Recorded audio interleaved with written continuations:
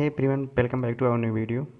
If you are facing problem with the Funimation remote not working, don't worry about that. I have some solution to fix the issue. So watch the video till the end. First check some basics. Verify power supply. Make sure that the ceiling fan is receiving power by the checking the wall switch and breakers.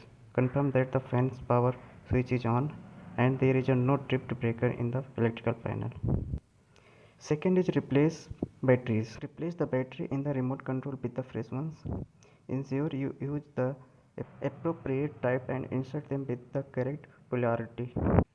If replacing the batteries does not resolve the problem, the remote control and receiver might need to be synchronized.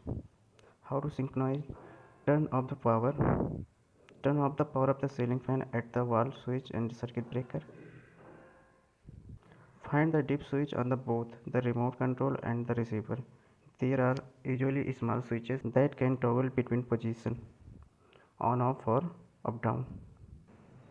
Ensure that the dip switch on the remote control and the receiver have the same configuration. Adjust them in the necessary matches exactly.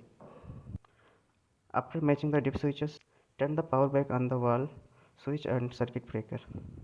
Signal interference can affect the communication between the remote control and the fan receiver. Here are steps to minimize interference.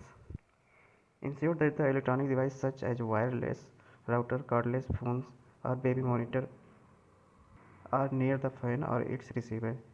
These devices can emit signals that can interfere with the remote control signals. And remove any physical obstruction between the remote control and the fan, such as the furniture or walls. A clear line of sight can improve signal transmissions. I hope that the solution given by me would have resolved your problem. If this video is useful for you, like the video, subscribe to our channel and share with friends. Thanks for watching.